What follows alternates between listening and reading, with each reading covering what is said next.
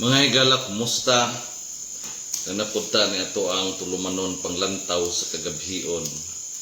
Karon pagita nakaabot mga igsoon, gumikan kay gikanta dito sa Ramon Magsaysay sa Katipunan. Nagtambong tao vigil unya nagpanpod kaning nagmeeting punta sa board. Ito sang i-adjust ang atong suga, no? Kay murag itumon ato ang hitsura sa kuan sa sa kuan camera. Sang i-adjust.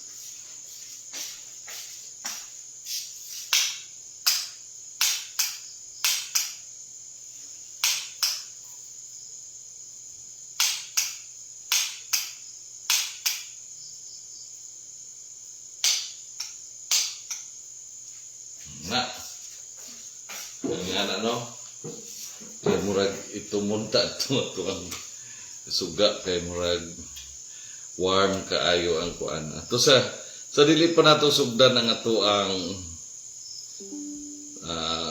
lantugi karong gabion na ato sang i-shout out kini ato ang mga likers ani ang ato ang kaning programa.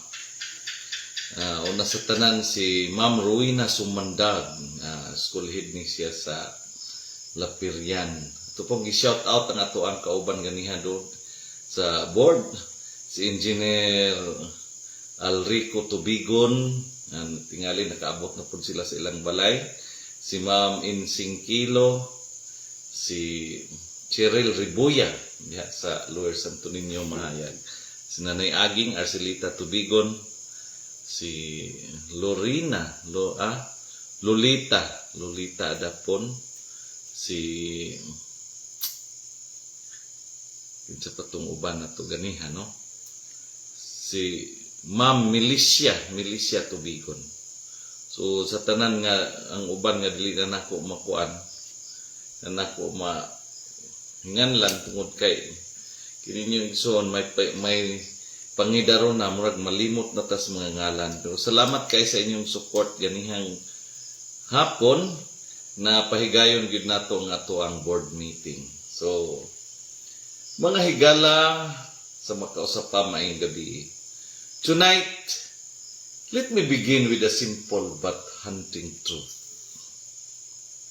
A nation does not collapse because of the strength of its enemies, but because of the corruption tolerated within its leader. We live in a time when the streets themselves have become voices of conscience. Today, the thousands who filed or Lunita and IDSA are telling us enough is enough. But here is the real question. Are we listening or are we only shouting?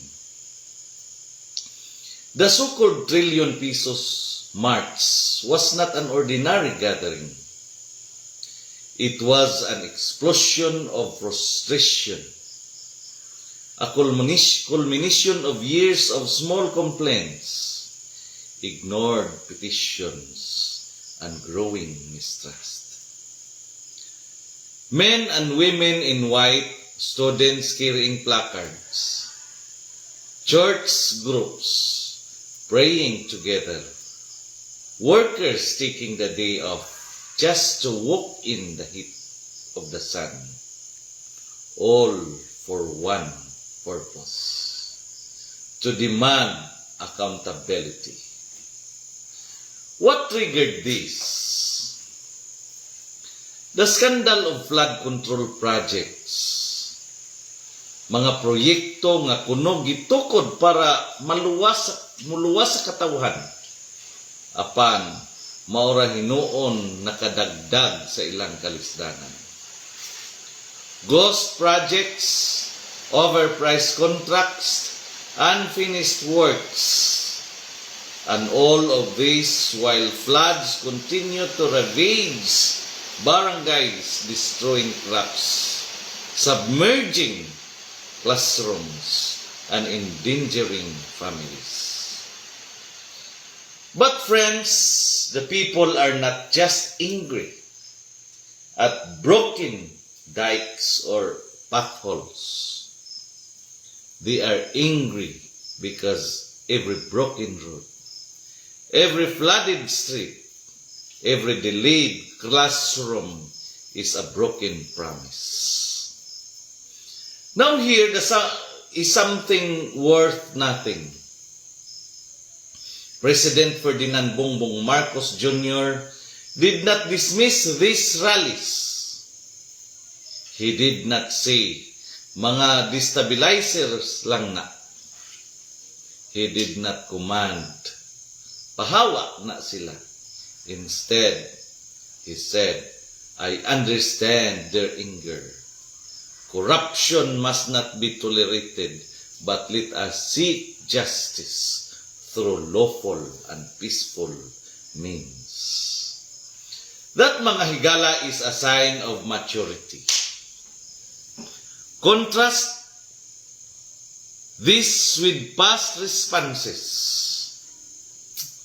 Remember, during the previous administration, when groups raised questions about confidential funds, when critics asked about extrajudicial killings, the reply was silence at best and red tagging at worst. Protests were treated as crimes, and citizens were branded as enemies. But today, under Marcos, we see something different. Recognition. That does not mean corruption vanishes overnight, but it opens the door for accountability. And yet in the background, we hear another noise, the DDS or Duterte diehard supporter. They shout the loudest. They flood social media with slogans. But ask yourself, what is their true purpose? Are they really demanding accountability? Or are they simply bitter that they are no longer in power? During Duterte's time, when billions of confidential funds were allocated to his office and his daughter, when intelligence budgets were released without clear details, did the DDS protest? Wala. Did they march? Wala. Did they demand transparency? Hilom sila. Now suddenly the cry for justice, or they cry for justice, but their courage is selective. Their indignation is hollow. The Bible speaks of this in Matthew chapter 7 verse 5. You hypocrite, first take the plank out of your own eye, and then you will see clearly to remove the speck from your brother's eyes. DDS outrage is like smoke, dramatic but empty. It is not about truth. It is about power. Let us turn to the law. In 1987 Constitution Article 11, Section 1 is crystal clear. Public office is a public trust.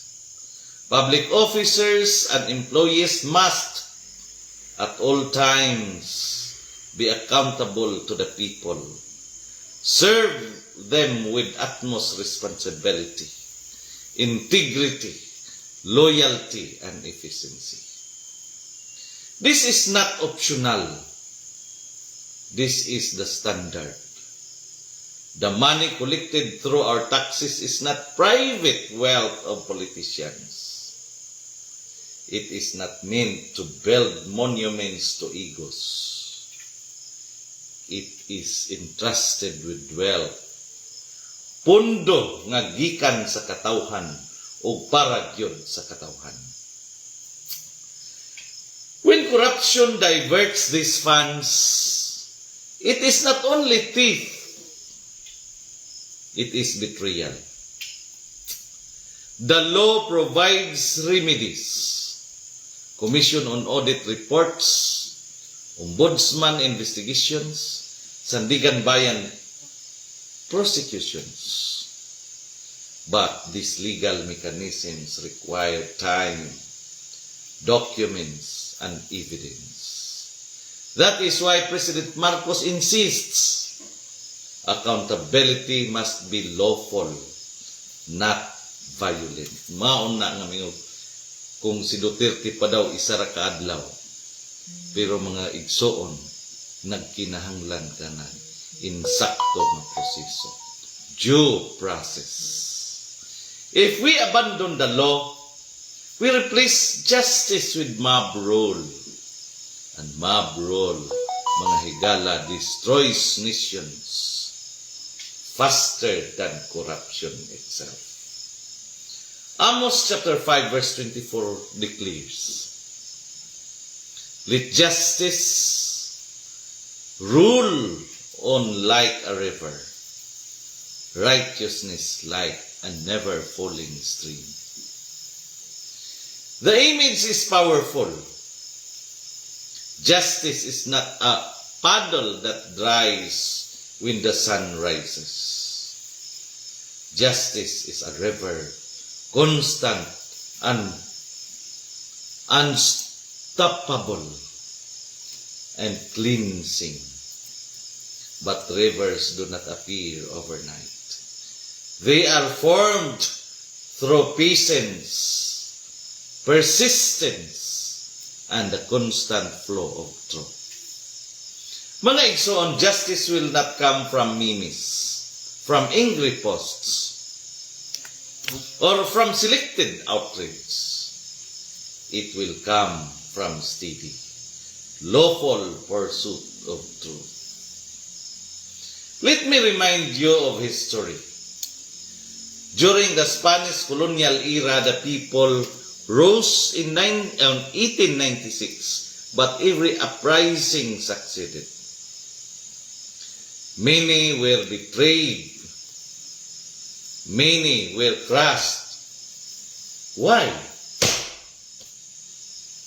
Because some sought personal power instead of true freedom. During martial law, millions suffered under dictatorship. And yet, when the people finally marched in EDSA in 1986, it was not just anger. It was prayer. It was discipline. It was peaceful courage. That was why it succeeded. Today's protest must learn from this. Outrage without discipline becomes chaos. Anger without purpose becomes destruction. The moment, though painful, is also an opportunity for Marcos. If he seizes it, he can strengthen transparency, enforce accountability, and restore trust. If he listens carefully, he can show that this administration is not afraid of scrutiny. And let us give him credit. Unlike Duterte, Marcos has not used fear as a weapon. He has not silenced critics with threats. Instead, he calls for order and law. That is a step forward, not backward. But vigilance is still required. Citizens must not relax because trust is not automatic. It must be earned. Here is where I challenge you, mga higala. Do not let yourselves be tools of selective anger. Do not be manipulated by those who suddenly care about corruption now, but were silent when it was their idol spending billions unchecked. True justice is consistent. True reform is impartial. If we only shout when it hurts our opponents, but keep quiet when it benefits our allies, then we are not fighting for truth. We are fighting for pride. Proverbs chapter 29 verse 4 warns us, by justice a king gives a country stability, but those who are greedy for bribes tear it down. Mga kaigsunan, we must decide, are we builders of stability or are we enablers of greed? So what is our rule to defend accountability, always regardless of who sits in power? To refuse the poison of propaganda, to remain vigilant, peaceful, and disciplined. Remember this, a democracy is not destroyed by enemies outside, but by apathy inside.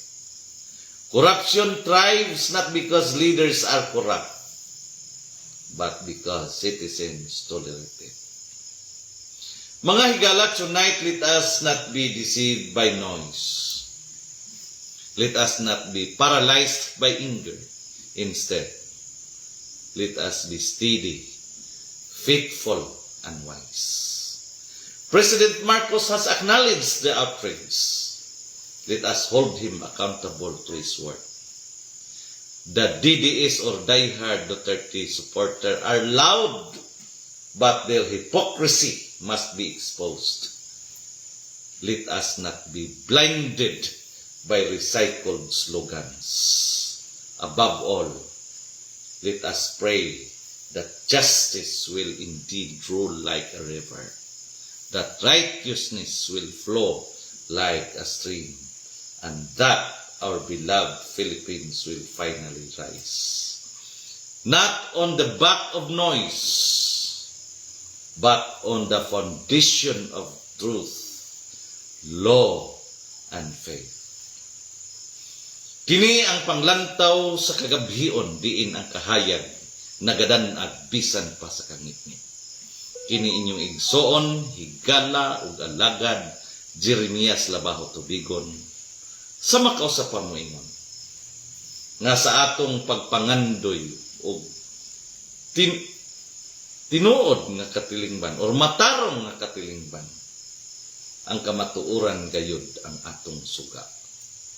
Ug sa kangitngit sa kasaysayan, ang tinud-anay nga pamunuan, ang labing hayag nga paglao. Shout out sa tanang nagtanaw karon nga wala mag-appear sa ato ang screen.